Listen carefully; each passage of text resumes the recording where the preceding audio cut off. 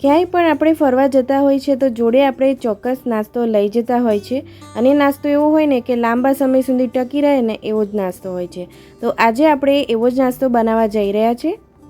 એકદમ સરસ પોચો અને સોડાનો ઉપયોગ કર્યા વગર ખૂબ જ ટેસ્ટી નાસ્તો બનાવીશું। આજે ફૂલીને દડા જેવા વડા બનશે। એકવાર ચોક્કસ તમે આ રીતે ટ્રાય કરજો અને મને ચોક્કસ જણાવજો। એને બનાવવા માટેની રીત જોઈ લઈએ। 1/4 કપ દહીં લીધું છે અને વાડકીમાં જેટલું દહીં છે ને એમાં થોડું પાણી ઉમેરીને આપણે લઈ લઈશું। એની અંદર 2 ટેબલસ્પૂન જેટલો કોલ્હાપુરી ગોળ લીધો છે। તમે દેશી ગોળ પણ લઈ શકો છો અને ખાંડ પણ લઈ શકો છો। અડધી ચમચી જેટલું આદુને મેં છીણીને લીધું છે અને બરાબર આપણે ફેંટીને મિક્સ કરી લઈશું અને પછી આપણે ગેસ ઉપર ચડાવીશું। ગોળ ઓગળી જાય ને એટલું જ આપણે ગરમ કરવાનું છે અને હવે ગેસ આપણે બંધ કરી દેવાનો છે। બીજી બાજુ આપણે વાસણમાં અડધો કપ જેટલો મકાઈનો લોટ લઈશું। અહીંયા મેં પીળો લોટ લીધો છે, જો સફેદ લોટ મળે તો એ પણ તમે લઈ શકો છો।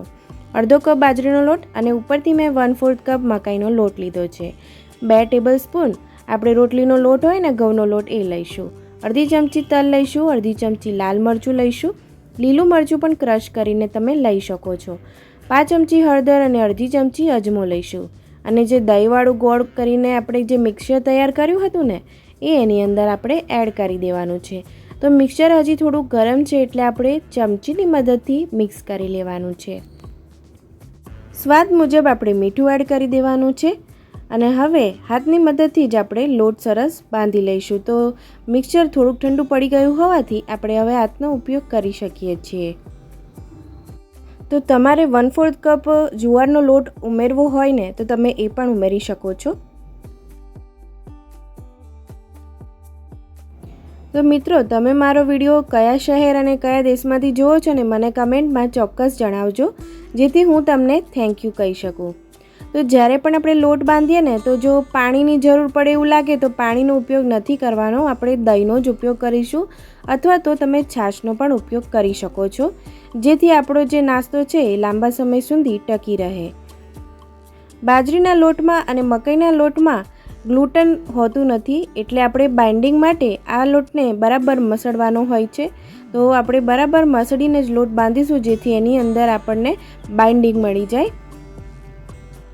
મારો વિડીયો જો તમને ગમે તો લાઈક, શેર અને સબસ્ક્રાઈબ ચોક્કસ કરજો।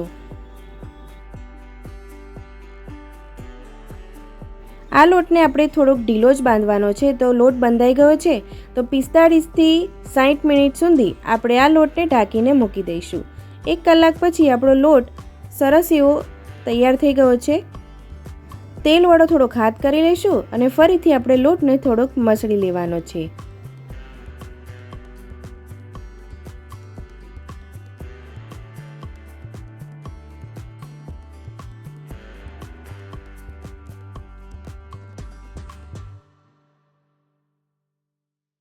ફરીથી થોડોક તેલવાળો હાથ કરીને આપણે ગુલ્લા તૈયાર કરી લઈશું। જે માપના તમને વડા ગમતા હોય ને એ પ્રમાણે આપણે ગુલ્લા તૈયાર કરી લેવાના છે। તો હું અહીંયા મીડિયમ સાઇઝના જ વડા બનાવીશ, બહુ નાના પણ નહીં અને બહુ મોટા પણ નહીં।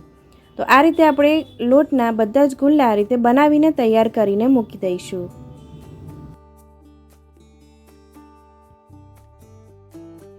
તો અહીંયા મેં પ્લાસ્ટિક લીધું છે, તો પ્લાસ્ટિક ઉપર આપણે થોડુંક તેલ લગાડી દઈશું જેથી આપણો વડા બનાવીએ ત્યારે વડું ચોંટી ન જાય, સરળતાથી ઉકળી જાય।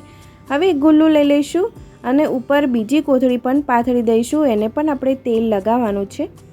તો ઉપર બીજી કોથળી પાથરીને એક નાની ડીશ કે વાડકી લઈ લઈશું અને એની મદદથી જ આપણે વડું બનાવીશું। તો અહીંયા આગળ વણવાની કોઈપણ જાતની ઝંઝટ વગર કે થેપવાની ઝંઝટ વગર આપણે આજે વડા બનાવીશું। આ રીતનાની થાળીથી થોડુંક ભાર આપીને ફ્લેટ કરી લેવાનું છે। ઉપરથી થોડું ડેકોરેશન માટે તલ એડ કરીશું, જે સ્વાદમાં પણ સરસ લાગશે અને દેખાવમાં પણ સરસ લાગશે। ફરીથી એક વખત તલ ચોંટી જાય એના માટે ફરીથી પ્લાસ્ટિક મૂકીશું અને થાળીની કે ડીશની મદદથી ફરીથી એકવાર થોડુંક હળવા હાથે દબાવી દઈશું। તો આપણું જે વડાનું પૂરી તૈયાર થઈ ગઈ છે અને હવે બીજી બાજુ મેં તેલ ગરમ કરવા પણ મૂકી દીધું હતું।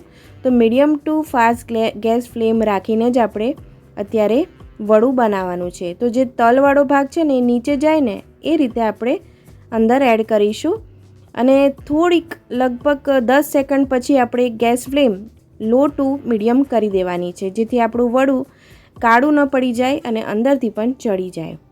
તો અત્યારે 10 સેકન્ડ સુધી તો આપણે જારો અડાવવાનો જ નથી, થોડીક વાર પછી જ અડાવીશું, જેથી આપણો વડાનો શેપ છે ને બગડી ન જાય. હવે પલટાવી લઈશું અને તમે જુઓ કેટલું સરસ ફૂલીને દડો થઈ ગયો છે ને. અને ખાવામાં પણ એટલું સરસ પોચું બનશે ને, અને લોંગ ટાઈમ સુધી 10 દિવસ સુધી આપણા વડાને કાંઈ જ નહીં થાય. આ રીતે લગભગ 30 સેકન્ડથી 45 સેકન્ડમાં મારું વડું તૈયાર થઈ જશે. અને આ સમયે આપણું ગેસ ફ્લેમ એકદમ થોડીક લો જ રાખવાની, જેથી આપણું વડું સરસ એવું અંદરથી પણ ચડી જાય.